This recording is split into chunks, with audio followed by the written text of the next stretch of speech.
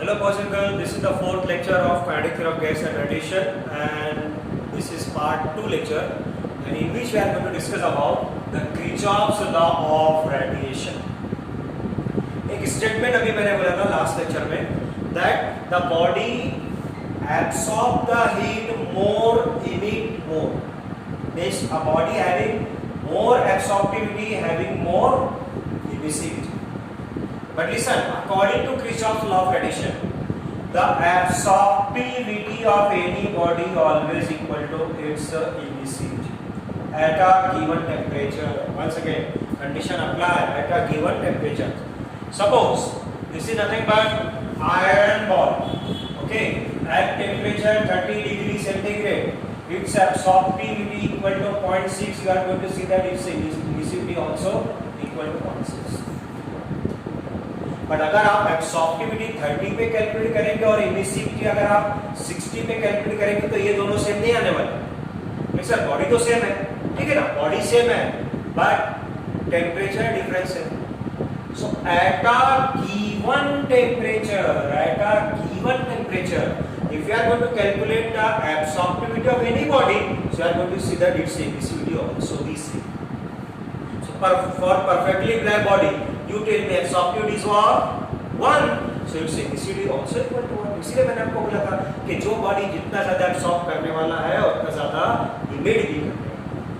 तो चलो इसको कैसे वेरीफाई किया किर्चॉफ ने, ये इक्वेशन को इक्वल टू इसको हम समझते हैं।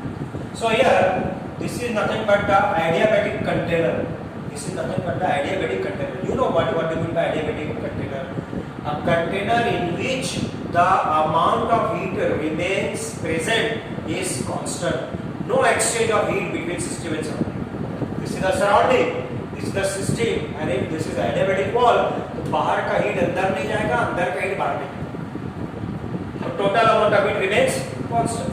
So if Q amount of heat incident on A, so same Q amount of heat incident on B also. And as no exchange of heat, no change of heat takes place. So is there any change of temperature? So if this is adiabatic container, so you tell me temperature of A and temperature of B both are equal or not? Or we can say that A body and B body both are in isothermal condition, दोनों का temperature कैसा रहेगा, same रहेगा।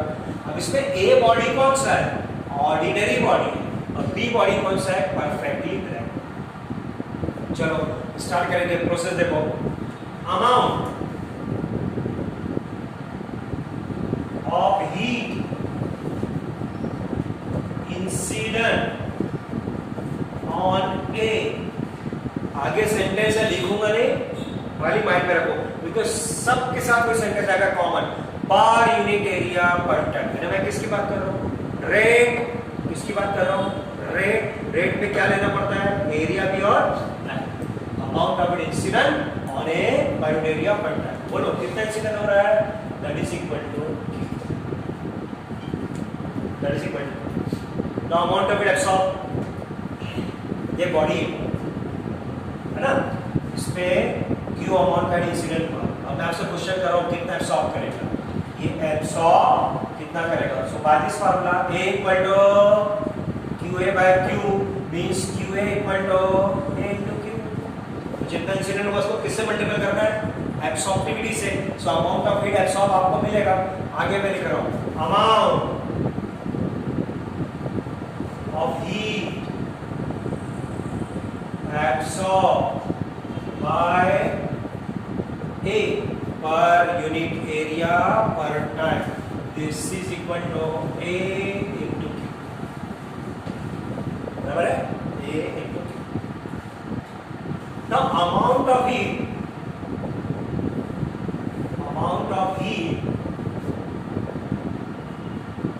emitted by A per unit area per ton. One second, सबके साथ वही आएगा, per unit area per ton. अब amount of heat emitted by A per unit per ton, इसको बोलेंगे क्या, अभी what emissive power and this is equal to, I am going to denote by E, this is equal to, चलो कौन सा condition है, isothermal है, temperature same है, तो आइसोथर्मल कंडीशन में जितना हीट एब्सॉर्ब करता है उतना हीट इमिट करता है। तो बॉडी ए ने कितना हीट एब्सॉर्ब किया, A into Q, इमिट कितना करेगा, सेम करेगा, मींस A into Q। इसको बनाएंगे इक्वेशन नंबर 1। ये 3 स्टेप समझे ना आपको? ये किसके लिए थे 3 स्टेप? A के लिए। अब हम जाएंगे B के। Amount of heat incident on B, बोलो Q, same, why? Isothermal condition, why isothermal condition? Adiabatic wall। उसके बाद amount of heat absorbed by B, pilot area per time, बोलो डिनोट किसे करेंगे? EB, QEB perfectly black body है, this is equal to A into Q, but tell me for perfectly black body A equal to 1, therefore I am going to write EB equal to Q, यहाँ पे लिख देंगे A equal to 1, what is 1? उसके बाद amount of heat, yes, emitted by B per area per time, इसको क्या बोलते हैं? Emissive power. एंड ये इमिसिव पावर देगा या अमाउंट ऑफ इट खाली एब्सॉर्ब, यहाँ आएगा emissive power EB, this is equal to, yes tell me क्या रहेगा बोलो, this is equal to Q, आगे लिख देता हूँ A इक्वल टू 1। अब ये EB रहेगा, emissive amount of heat emitted है ना, ये EB रहेगा, और amount of heat emitted is always equal to amount of heat absorb at same temperature, so EB equal to what? Q, इसको बनाऊंगा equation number 2। This is amount of it absorbed, amount of it emitted, amount of it absorbed and amount of it emitted at same temperature will be same।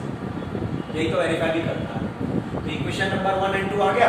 चलो divide 1 and 2, so E by EB is equal to AQ by Q, so E by EB equal to A। What is it? Emissive power of ordinary body. What is EB? Emissive power of perfectly black body। और ये ratio को बोलते क्या है? Emissivity। But here E by EB equal to small e, therefore small e। But at same temperature अलग अलग, temperature same है तो ही possible। That is E equal to।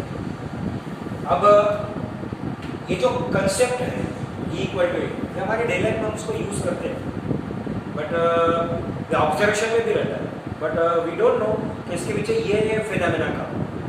जैसे अगर मैं आपको बोलूँ, जैसे फॉर एग्जांपल 2 पर्सन है, दोनों का साइज सेम है, एक यूरोपियन है और एक अफ्रीकन है, दोनों एक ही जगह खड़े हैं, उनके ऊपर जो है वो सन लाइट जो इंसिडेंट हो रही है, तो आप बोलो कौन ज्यादा हीट एब्सॉर्ब करेगा और कौन ज्यादा हीट इमिट करेगा? एक अफ्रीकन पर्सन है, एक यूरोपियन है। अब मुझे ये बताने का नीड तो नहीं है ना कि यूरोपियन पर्सन की स्किन कैसे होती है और अफ्रीकन पर्सन की स्किन कैसे होती है। यूरोपियन पर्सन की स्किन वाइट होती है और अफ्रीकन की ब्लैक होती है, दोनों की साइज सेम बोल रहा हूँ और सेम सनलाइट के अंदर दोनों खड़े हैं। मैं आपसे क्वेश्चन कर रहा हूँ कि ज्यादा हीट कौन फील करेगा? अफ्रीकन करेगा। रीजन, क्योंकि उसका स्किन ब्लैक है, वो ज्यादा हीट क्या करेगा? एब्सॉर्ब करेगा, इसलिए उसको ज्यादा हॉट फील होगा as compare to European person. ये समर की बात है। चलो हम विंटर की बात करते हैं। विंटर में दोनों खड़े हैं, दोनों का साइज सेम है, बराबर है। अब आपको पता है कि विंटर में होता है कि आपको सर्दी लगती है, ठंड लगती है, गर्मी लगना और ठंडी लगना, ये फीलिंग जो क्यों आती है हमको? Because of temperature difference. Summer में अभी आपके बॉडी का टेम्परेचर तो कांस्टेंट होता है ना, कि वैरी होते रहते हैं, वैरी को तो कितने से वैरी होता है? 2 से 3 डिग्री, ज़्यादा नहीं। तो चलो 35 डिग्री हम ये बॉडी टेम्परेचर मान के चलते हैं। अब समर में सराउंडिंग टेम्परेचर हो गया 40-45, क्या होगा बोलो? सराउंडिंग से हीट आपके बॉडी की तरफ ट्रांसफर करेगी या आपके बॉडी से सराउंडिंग पे ट्रांसफर करेगी? Heat always flow from high to low, तो सराउंडिंग से आपके बॉडी की तरफ ट्रांसफर करेगी। Means you are in the condition of absorption, इसीलिए हमको हॉटनेस फील होता है ना, क्योंकि हम हीट एब्सॉर्ब करते हैं। विंटर में क्या होता है? आपके बॉडी का टेम्परेचर वही है 34 35, और सराउंडिंग टेम्परेचर 20 15 10 ऐसा चला गया।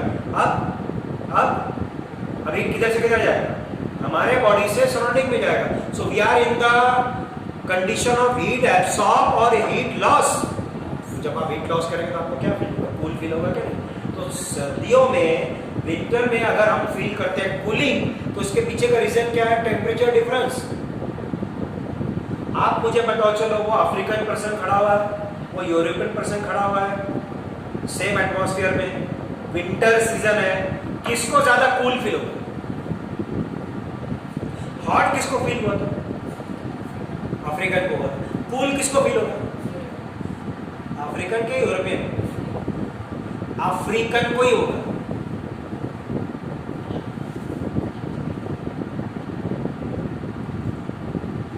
क्या वेरीफाई किया आपने? एब्सॉर्प्टिविटी इक्वल टू एमिसिविटी। जो जितना ज्यादा एब्सॉर्ब करता है उतना ज्यादा इमिडिटी करता है। तो एब्सॉर्ब किसने ज्यादा किया था? हीट अफ्रीकन ने, इसलिए इसको ज्यादा हॉट फील हुआ था।